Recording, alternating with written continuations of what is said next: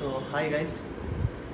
நேற்று மேட்ச் பார்த்தேன். Brazil versus Japan மட்டும் பார்த்தேன். மற்றபடி நெதர்லாண்ட்ஸ் மொரக்கோ நான் ஆல்ரெடி ப்ரெடிக்ட் பண்ணி வச்சுருந்தேன். அது மொரக்கோ தான் ஜெயிக்க போனேன். ஏன்னா மோசம் போர்ச்சுகலே அவங்க வந்து என்ன பண்ணாங்கன்னு நம்மளுக்கு தெரியும், மறக்க முடியாது.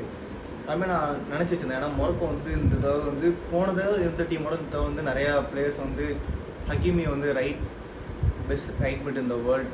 அவர் வந்து ரைட் மிட் ஆடுவார், ரைட் பேக் ஆடுவார், நல்லா அட்டாக்கிங் பிளேயர். ஸோ அது போக அவங்களுக்கு வந்து நிறைய பிளேயர்ஸ் வந்து நிறைய பேர் வந்து எங்காக இருந்தவங்களாம் போன வருஷம் ரொம்ப எங்காக இருந்தாங்க. நிறைய பேர் வந்து அவ்வளோ எக்ஸ்பீரியன்ஸ், யூரோப் விளாண்டு எக்ஸ்பீரியன்ஸ் இருந்த வருஷம் அவங்க நிறையா வந்து டெவலப் ஆகி கொஞ்சம் ஃபார்மில் இருந்தாங்களா. ஸோ நான் வந்து எதிர்பார்த்தேன் நெதர்லாண்ட்ஸ்கிட்ட அட்டாக் இல்லை, மற்றபடி மிட்ஃபீல்டு டிஃபென்ஸ் சூப்பர்.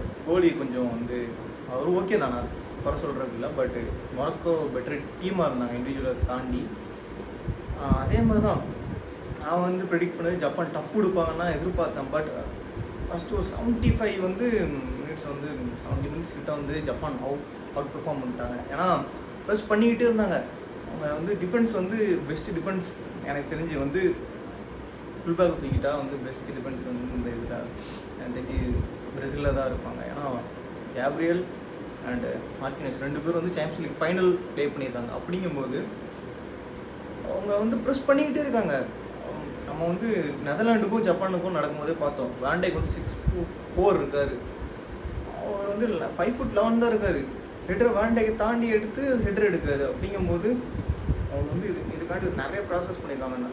அவங்க ஃபேன்ஸுமே நல்லா டிசிப்ளினாக இருக்காங்க. இதெல்லாம் பார்த்து நம்ம வந்து கற்றுக்கணும்.